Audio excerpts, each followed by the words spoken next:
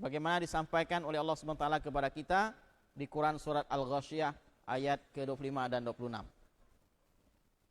Di ayat lain juga Allah Subhanahu wa taala berfirman, ya. Misalnya di surat Al-Haqqah. Di surat Al-Haqqah itu Allah Subhanahu wa taala berfirman,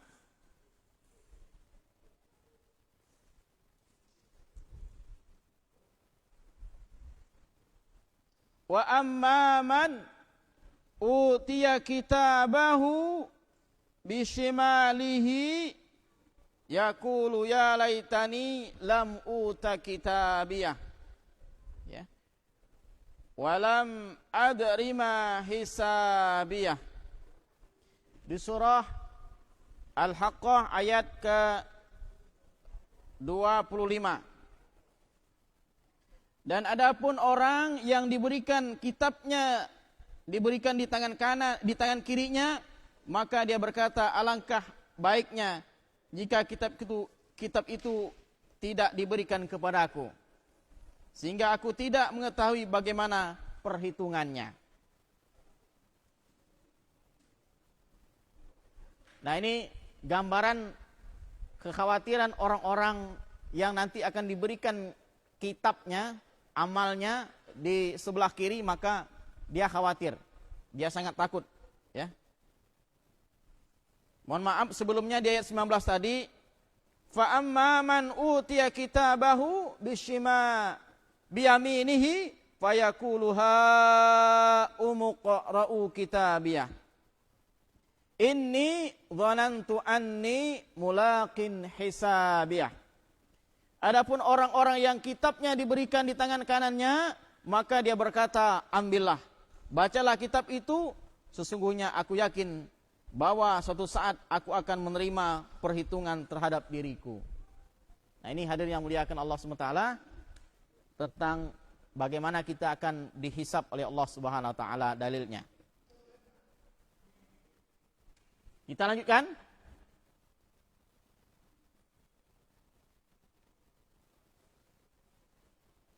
Nah, dalam hadis Nabi sallallahu alaihi wasallam disampaikan bahwa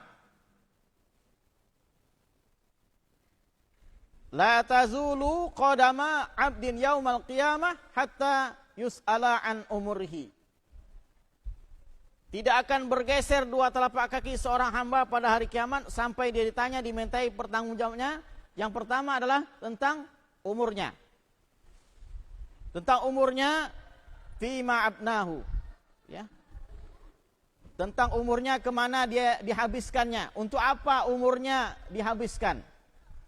Wa an ilmihi fima, ya. Lalu kemudian tentang ilmunya, bagaimana dia, fima fa'ala, bagaimana kemudian dia mengamalkannya. Lalu kemudian wa an malihi, tentang hartanya, min aina, dari mana, ya, diperolehnya, dan kemudian dari mana kemudian ia belanjakan, serta wa an jismihi, lalu kemudian tentang jasadnya, tubuhnya, fima, untuk apa ablahu, untuk apa kemudian digunakan. Hadis riwayat Tirmizi. Jadi hadirin yang muliakan Allah Subhanahu wa taala, kita akan dihisab oleh Allah Subhanahu wa taala berkaitan dengan umur kita, ya, berkaitan dengan ilmu kita, berkaitan dengan harta kita, dan berkaitan dengan tubuh atau jasad kita. Jadi ada berapa itu? Pertama umur, yang kedua ilmu, yang ketiga harta, yang keempat adalah tubuh kita. Ya. Nah, di situ dijelaskan kalau umur, ya, kemana dihabiskannya. Kalau ilmu, bagaimana dia mengamalkannya. Nah, kalau harta, dua ditanyanya. Diperoleh dari mana dan kemana dibelanjakan. Nah, jadi memang harta ini dua, banyak hisapnya, ya. Jadi nanti kalau diaudit itu, di mana kau perolehnya, ya? Oh, dari sini, dari sini, dari sini, dari sini. Lalu duit nak kau dapat, kemana kau belanjakan? Oh, belanja ini, belanja ini. Jangan sampai tanya, beli ini, si kok beli buntut. Bahaya nih kalau tanya beli buntut katanya. Pas beli buntut kena pula. Wow, panjang hisapnya itu. Kena mampau kan. Lalu kemudian diberikan dengan siapa dan sebagainya. Masya Allah, panjang sekali hisapnya, banyak sekali perhitungannya. Ya. Nah, oleh karena itu hadirin yang muliakan Allah Subhanahu wa taala, ya, kita harus kemudian hati-hati karena semuanya akan ditanya oleh Allah Subhanahu wa taala, akan dihisap. Oke, kita lanjutkan. Tentang yang berikutnya adalah pembagian manusia berdasarkan hisapnya. Ini ada 3, ya. Pembagian manusia berdasarkan hisapnya. Yang pertama adalah mereka yang tidak dihisap dan tidak diazab. Tidak dia diazab, sorry. Itu dia ini hapus ya. Tidak diazab. Nah, ini kalau di dalam buku ini disampaikan, inilah kelompok yang paling beruntung. Inilah kelompok yang paling berbahagia. Dia tidak menjalani hisab dan tidak merasakan azab sama sekali. Nah, pertanyaannya siapa dia ini? Ya. Siapa orang yang masuk surga tanpa hisab dan tanpa diazab oleh Allah Subhanahu wa taala? Ini dalam hadis yang sangat panjang disampaikan.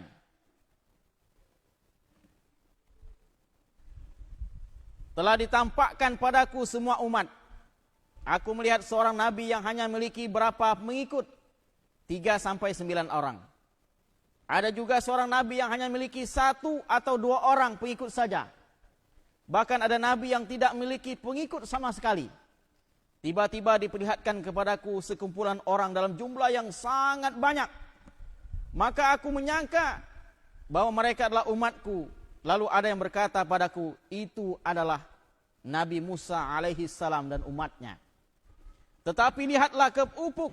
Maka aku pun melihat ke arah tersebut. Ternyata di sana terdapat kumpulan manusia dalam jumlah yang sangat banyak, yang terlihat seperti hamparan warna hitam. Dikatakan lagi kepadaku, lihatlah ke ufuk yang lain. Ternyata di sana juga terdapat kumpulan manusia dalam jumlah yang banyak. Lalu dikatakan kepadaku, inilah umatku dan bersama mereka ada 70.000 orang yang akan masuk surga tanpa hisab dan tanpa diazab oleh Allah Subhanahu wa taala. Berapa Pak jumlahnya? 70.000 orang.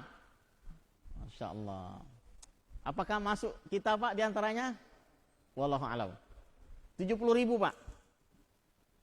Setelah menceritakan itu Rasulullah SAW kemudian bangkit lalu masuk ke dalam rumahnya. Orang-orang lalu memperbincangkan mengenai mereka yang akan dimasukkan dalam surga tanpa dihisab dan tanpa diazab. Sebagian dari mereka berkata, mungkin mereka adalah orang-orang yang selalu bersama dengan Rasulullah sallallahu alaihi wasallam.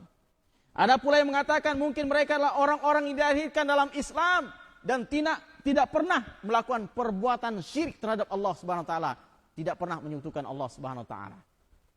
Memurnikan ketauhidan kepada Allah Subhanahu wa taala. Mereka merukakan pendapatnya bermacam-macam. Lalu Rasulullah SAW keluar menemui mereka dan bertanya, apa yang sedang kalian perbincangkan? Mereka pun menyampaikan kepada Rasulullah SAW apa yang tadi mereka perbincangkan. Lalu Rasulullah SAW bersabda, mereka adalah orang-orang tidak pernah meruqyah, tidak minta untuk diruqyah, tidak tatayur, anggapan sial yang dikaitkan dengan kejadian tertentu. Nah, jadi hati-hati Pak. Tatayur, ya anggapan sial. Ndak kuang makan di depan lawang. atau makan Bang Priok, ini hitam menganten. Oh, ya. Itu tatayur ya. Jadi anggapan-anggapan yang kadang-kadang ya, atau kemudian ada binatang kemudian birak di tempat kita gitu kan. Ini alamat sial nantinya. Ini kan percaya kita, wah bahaya nih. Ini tatayur. Jadi anggapan sial yang dikaitkan dengan kejadian tertentu. Dan hanya kepada Allah mereka bertawakal. Ukasyah bin Misam kemudian berdiri lalu berkata, doakanlah aku agar termasuk bagian dari mereka ya Rasulullah. Beliau sallallahu alaihi wasallam bersabda, engkau termasuk bagian dari mereka. Kemudian ada lagi yang berdiri dan berkata, doakan aku agar termasuk bagian dari mereka ya Rasulullah. Sallallahu alaihi wasallam bersabda, Ukasyah telah mendahulumu. Hadis Bukhari nomor 5752 dan Muslim nomor 220. Nah, ini hadirin yang muliakan Allah Subhanahu wa taala, di situ disampaikan tuh ada hadisnya itu. Jadi hadisnya panjang sekali tadi dan itu salah satu ininya ya. 70.000 orang. Nah, cuman di sini para ulama berbeda pendapat ya. Ada yang mengatakan bahwa misalnya Syekh Su'aib Al-Arnaud mengatakan bahwa setiap 1.000 orang itu dia kemudian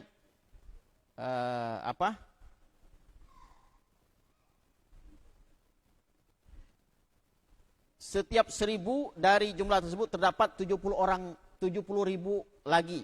Nah, itu kata Syekh Su'aib. Ya. Dengan demikian berdasarkan dua hadis ini, umat Nabi Muhammad yang masuk surga tanpa hisab itu 70.000 kali 70 ada 4.900.000 orang. Nah, ini 4.900.000 orang. 4.900.000 orang. Berdasarkan hadis riwayat yang lain bahwa setiap 1.000 dari 70.000 terdapat 70 orang lagi. Nah, ini Nabi SAW bersabda, Rabb Azza wa Jalla telah menjanjikan padaku bahwa 70.000 orang dari umatku akan dimasukkan surga tanpa hisab dan tanpa azab. Setiap 1.000 dari jumlah tersebut terdapat 70.000 orang lagi. Nah, itu ya. Adapun cirinya tadi, pertama, tidak pernah meruqyah. Yang kedua, tidak minta diruqyah. Yang ketiga, tidak tatayur. Dan yang keempat, selalu bertawakal kepada Allah Subhanahu wa taala. Tapi Ibnu Taimiyah menjelaskan bahwa penyebutan orang yang tidak pernah meruqyah sebagai salah satu ciri orang yang akan masuk surga tanpa hisab adalah tidak betul, kata beliau.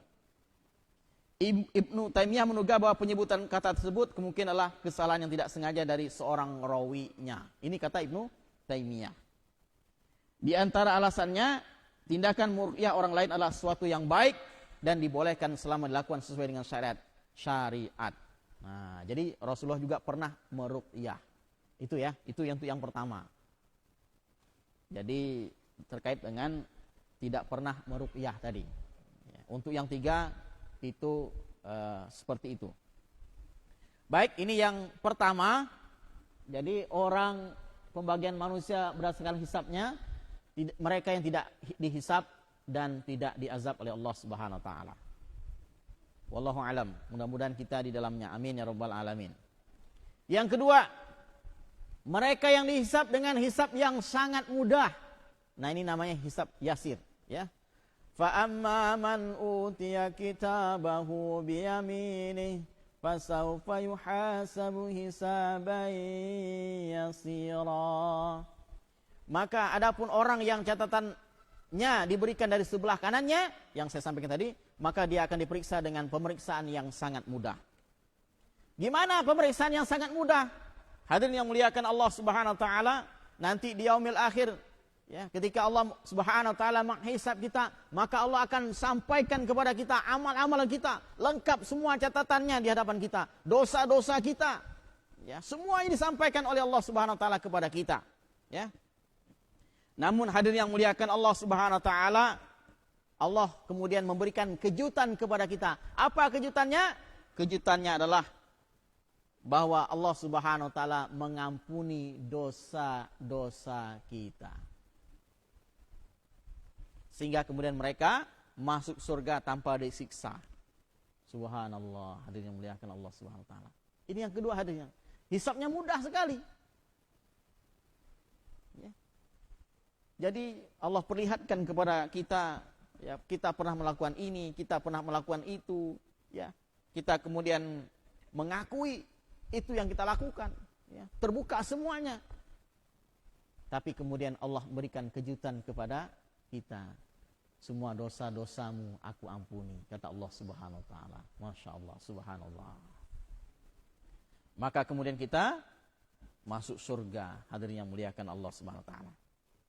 Jadi hisab yang mudah atau hisab ard, ya, ini dilakukan secara tertutup dan tidak disaksikan oleh orang lain. Di sana hanya ada si hamba yang mukmin dengan Allah taala.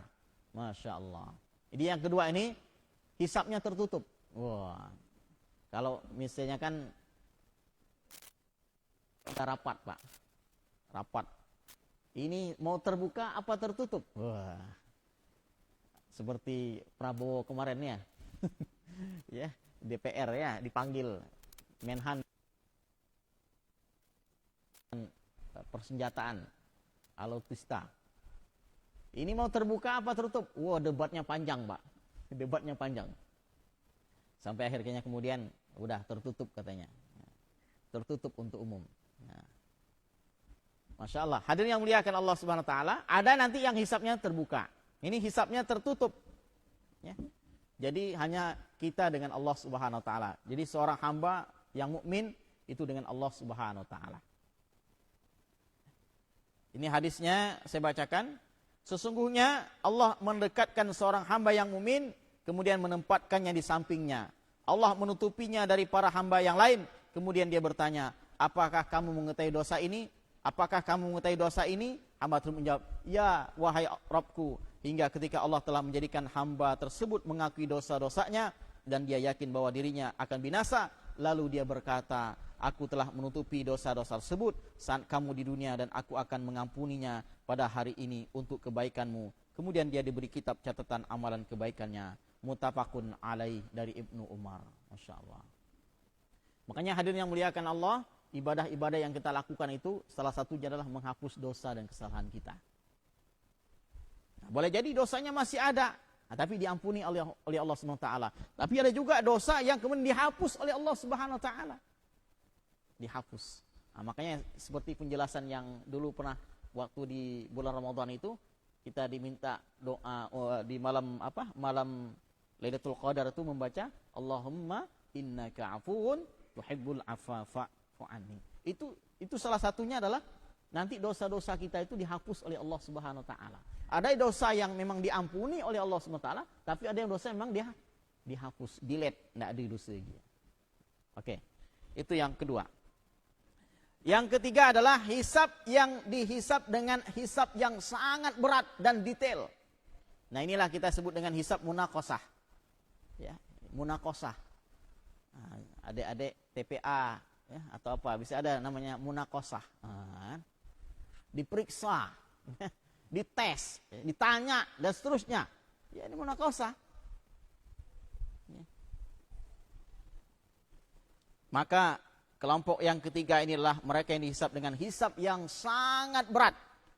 Siapapun yang dihisab berat dan itu susah, maka setelahnya ya pasti akan masuk nerakanya Allah Subhanahu wa taala.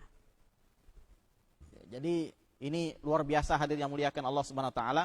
Inilah hisab bagi orang-orang kafir, inilah hisab bagi orang-orang musyrik. Ya.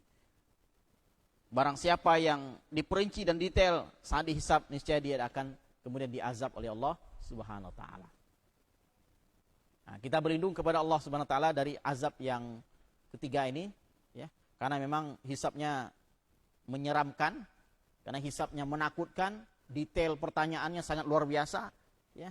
Dan tentu hadirin yang muliakan Allah Subhanahu wa taala, kita tidak akan bisa kemudian menjawab pertanyaan-pertanyaan itu karena semua saksi itu akan didatangkan oleh Allah Subhanahu wa taala kepada kita. Dan ini sidangnya, hisabnya dilakukan secara apa? Terbuka. Oh, ini hisabnya dilakukan secara terbuka, disaksikan oleh orang banyak, orang ramai, diperlihatkan kepadanya. Ya. Insyaallah hadirin yang muliakan Allah Subhanahu wa taala. Maka dijelaskan Nabi sallallahu alaihi wasallam dalam sabdanya, adapun orang-orang kafir dan orang-orang munafik, mereka akan diseru di hadapan seluruh makhluk. Mereka inilah orang-orang yang mendustakan Rabb-nya. Ketahuilah laknat Allah pasti akan menimpa orang-orang yang zalim. Baik, kita lanjutkan. Itu di slide itu ada doa memohon hisab yang mudah, ya. Ya Allah, hisablah aku dengan hisab yang mudah. Allahumma hasibni hisaban yasira. Itu doa, ya. Minta untuk dihisab yang sangat mudah, ya, dari Allah Subhanahu wa taala, dan kita berlindung kepada Allah dari hisab yang berat, gitu ya. Oke, kita lanjutkan. Kita lanjutkan ke slide yang berikutnya.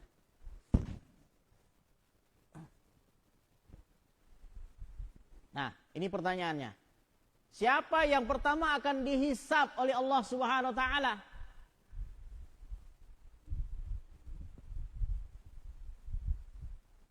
Yang pertama, umat yang pertama akan dihisab adalah umat Nabi Muhammad sallallahu alaihi wasallam. Ya, nahnul akhiru nasabiquna yaumal qiyamah. Rawahul Bukhari. Kita adalah umat yang terakhir, akan tetapi kita adalah golongan yang pertama kali masuk ke dalam surganya pada hari kiamat. Ya. Jadi hadirin yang muliakan Allah Subhanahu wa taala, kita beruntung, kita bersyukur kepada Allah Subhanahu wa taala karena kita adalah umat yang terakhir, tapi kita dihisabnya yang pertama kali. Nah, ini. Jadi yang pertama kali nanti dihisab adalah umat Nabi Muhammad sallallahu alaihi wasallam. Kita, insyaallah umat akhir zaman. Yang kedua, amalan yang pertama kali dihisab apa? Nah, amalan yang pertama kali dihisab adalah inna awwala yuhasabu bihil abdu yaumal qiyamah salatuhu. Sesungguhnya amal yang pertama kali dihisab pada seorang hamba pada hari kiamat adalah salatnya, ya. Apabila salatnya baik, maka sungguh ia telah beruntung, faqad aflaha. Dan apabila salatnya fasad, apabila salatnya rusak, maka sungguh ia telah rugi, gagal. Jika berkurang sedikit dari salat wajibnya, maka Allah Ta'ala berfirman, lihatlah apakah hamba-hambaku miliki salat sunnah, maka disempurnakanlah apa yang kurang dari salat wajibnya, kemudian begitu pula dengan seluruh amal-amalnya. Nah, ini pentingnya, urgensinya hadirin yang muliakan Allah Subhanahu wa taala, amalan salat, ya. Dan ini menjadi sering kita bicarakan perkara yang satu ini, ya, tentang salat, karena memang perkara ini adalah perkara yang pertama kali nanti akan dihisab oleh Allah Subhanahu wa taala kepada diri kita, ya. Jadi kalau salat kita baik, maka baiklah seluruhnya, kita beruntung. Tapi kalau salatnya rusak, salatnya jelek, gagal kita, rugi kita. Kenapa? Karena ya, amal-amal yang lainnya menjadi tidak berguna. Amal-amal yang lain menjadi tidak berguna, ya. Nah, kalau kita bertanya, ketika kita melaksanakan salat sunnah itu apa fungsinya? Nah, ini. Jika berkurang sedikit dari salat wajib kita, ya, maka Allah Ta'ala berfirman, lihatlah apakah hambaku miliki salat sunnahnya. Nah, ini penting bagi kita, ya. Maka disempurnakanlah apa yang kurang dari salat wajibnya, dari salat sunnah yang kita lakukan. Kemudian begitu pula dengan seluruh amal yang lainnya. Nah, di sini juga disampaikan, ini tidak disampaikan di slide itu. Kalau berkaitan dengan amalan manusia, kalau ini kan amalan kita dengan Allah. Jika amalan tersebut berkaitan dengan urusan sesama manusia, maka yang pertama kali dihisab adalah apa? Yang pertama kali dihisab adalah dosa pembunuhan. Dari Abdullah bin Mas'ud radhiyallahu anhu, Rasulullah SAW bersabda, hal yang pertama yang akan dihisab dari seorang hamba adalah salatnya. Sedangkan urusan dengan sesama manusia yang pertama kali diputuskan adalah urusan yang berkaitan dengan darah. Yang berkaitan dengan darah. Ya. Nah, di sini Syekh Utsaimin menjelaskan tentang hadis di atas. Salat dihisab pertama kali karena ini adalah ibadah badan yang paling mulia, sedangkan darah adalah kejahatan yang paling besar yang terkait dengan hak-hak anak Adam. Oke, ya. Itu hadirin yang muliakan Allah SWT tentang amalan yang akan dihisab pertama kali. Oke, jam 19.05. Sekarang kita lihat hisab yang berikutnya. Nah, bagaimana hisabnya jin dan binatang? Apakah binatang dan jin akan dihisab? Maka Allah berfirman, "Qala khulu fi umamin qad khalat min qablikum minal jin wal ins finnar." Allah firman, masuklah kamu ke dalam api neraka bersama golongan jin dan manusia yang telah lebih dahulu dari kamu. Hadirin yang muliakan Allah Subhanahu wa taala, jadi selain manusia, makhluk Allah Subhanahu wa taala yang lain juga akan menjalani hisab itu adalah makhluk yang bernama jin. Makhluk yang bernama jin dan binatang. Ya, sama, karena jin itu juga sama seperti manusia, dia dibebankan, dia menjadi mukallaf, ya, dibebankan syariat. Wa ma khalaqtul jinna wal ins illa liya'budun. Tidaklah aku ciptakan jin dan manusia kecuali hanya untuk beribadah. Ya. Tentu jin yang kemudian dia beriman kepada Allah, dia masuk ke dalam surga. Dan jin yang dia ingkar, kafir, maka dia akan masuk nerakanya Allah Subhanahu wa taala. Ya. Sebagaimana ini itu Quran surah Al-A'raf. Mohon maaf, itu tidak ada ininya penjelasannya. Surah Al-A'raf ayat 38. Ya. Surah Al-A'raf 38. Nah, tapi di sini dijelaskan bahwa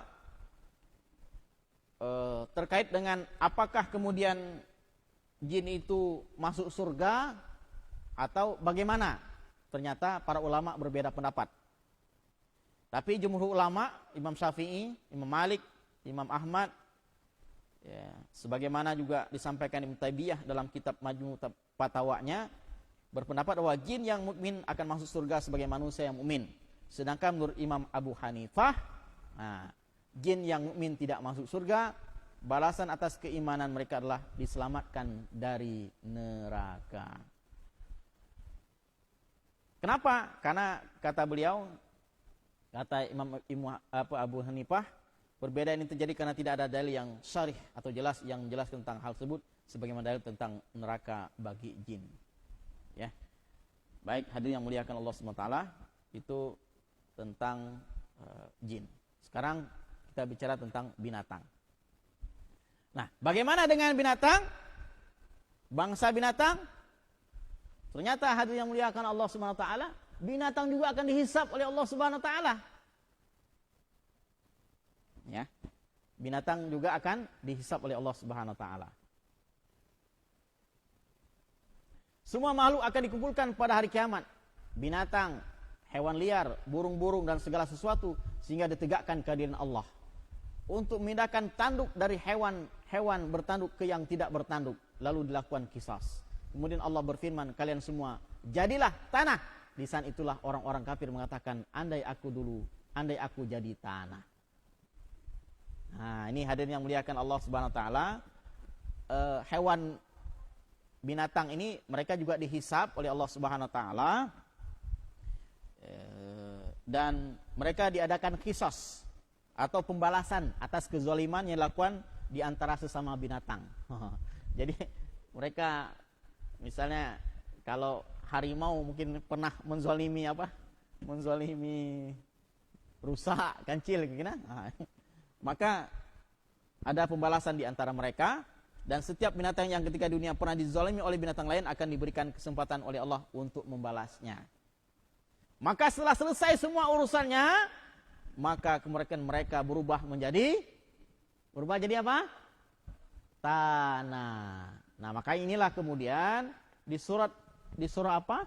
Di surat An-Naba itu dijelaskan tentang bagaimana orang-orang kafir itu dia pingin menjadi tanah, ya.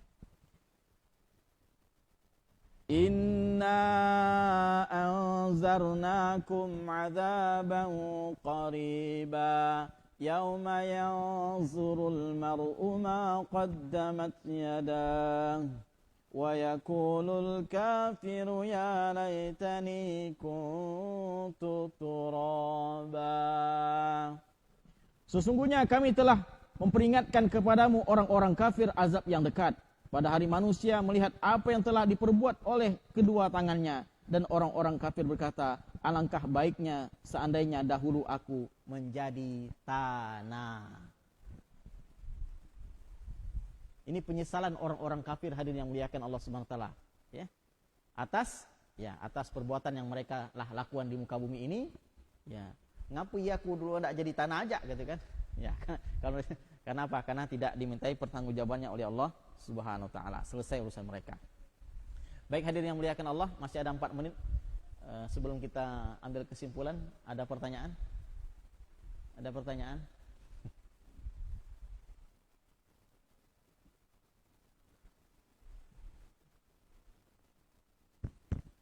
Sudah habis konsumsinya? Sudah dibagikan ya? Baik.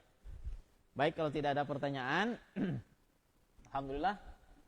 Hadirin yang muliakan Allah Subhanahu wa taala, kita telah menyelesaikan persinggahan akhirat ke-6, yaitu hisab, ya.